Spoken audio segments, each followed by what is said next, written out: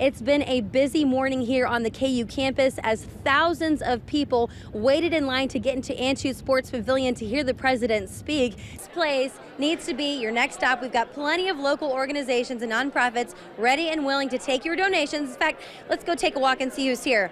So we've got Topeka Habitat for Humanity. The problem is these residential streets, they are so snow-packed.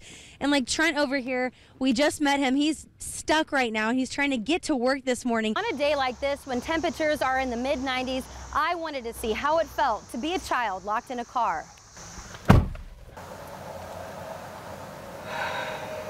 Lightheaded. It's extremely hard to breathe. I'm sweating profusely, so I'm losing water. Probably very dehydrated. It's almost 109 degrees. Okay, I can't handle this anymore. I gotta get out.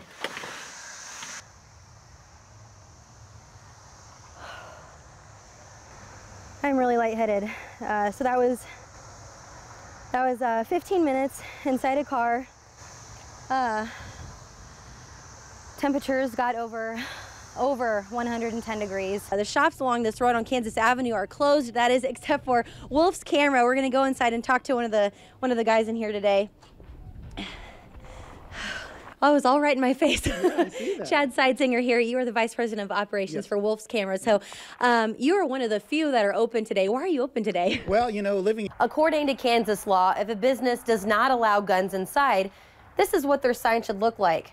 6 inches in diameter and visible from the exterior of the building. And in my bag alone, I have about 16 morel mushrooms. I'm hearing it's taking days for people to find this much this season. So these guys really have a treasure chest on their hands. But do you really think I'm going to tell you where it's at? This big guy right here is named Caesar, and over his 16 years of therapy work, arson dogs have a lot of different skills. Not only can they sniff out an accelerant in a fire, they can also pick out a suspect from a lineup. Kansas News Leader. 5:33, almost 34. Good morning to you. Welcome to 13 News. This morning we have some breaking news to tell you about today. That's right. There is a house fire that was reported at about 3 o'clock this morning at 3732 Southwest Twilight.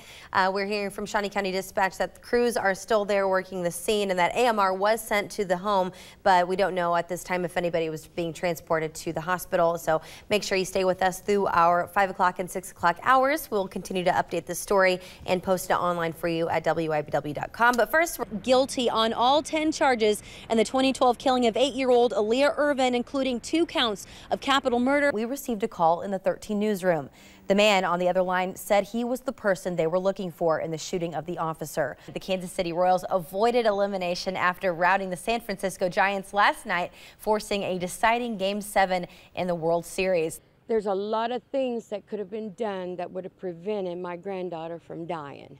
Deborah Nichols' 5-year-old granddaughter Lily fell victim to a drive-by shooting Monday night just down the street from her house at 3501 Southeast Fremont. Deborah says Lily's mother was bringing her to see her father, Bruce Nichols, and as he sat on the porch, shots rang out. He said he heard them and they were pow, pow, pow, pow, pow, ping, ping, ping, ping, ping, just like that. And he said that's when he started running. And the next thing you know, you hear this, ooh, ooh. She apparently pulls the baby out of the car. Next thing you know, you see her when she's coming around the corner and the baby's lifeless body's hanging in her arms. Her legs are just like a rag doll, and she's yelling, Deborah, Deborah, Deborah. Lily got shot. She's shot. She's shot. Deborah says the bullet went into Lily's brain, rendering her brain dead. At this point, Topeka police say they have only a vague description of a silver or white 4-door car seen in the area.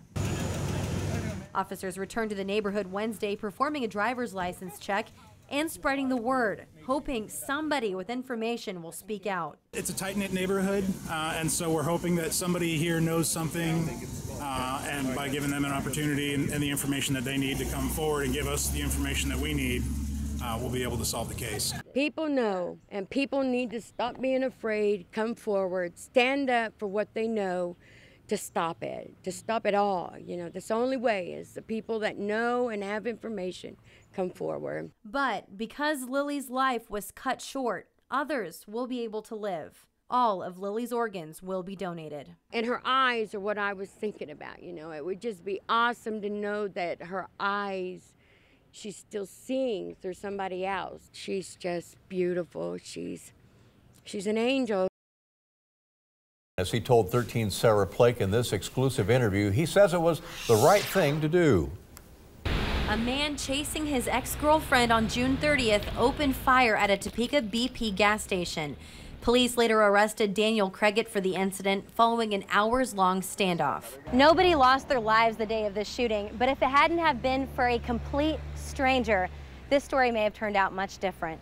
Brian Snyder happened to be at the BP when the woman ran inside. He was grabbing a couple Mountain Dews before returning to work at Stormont Vale. He didn't think he'd end up a patient at the ER instead. I saw him walking across the parking lot, and, you know, I put my foot up against the door. I said something, you know, told him he just needed to go away, and he just smiled, and that's when shots started. Brian suffered serious injuries to his hand, liver, lungs, and heart. In that instant, I just thought about my kids. That's why when I went, you know, the survival mode, when it was over, I had to get out and get help so that I was there for them. But Brian doesn't consider himself a hero. It's worth it to do the right thing, because if you don't, you're just another bystander that lets something go. He's now coping with the aftermath with his family. He hasn't yet spoken to the woman he saved. Just hope she knows that she's got her second chance, I guess, and if she needed one, and just move to a positive future. Everybody has their own little destiny. I guess that was mine.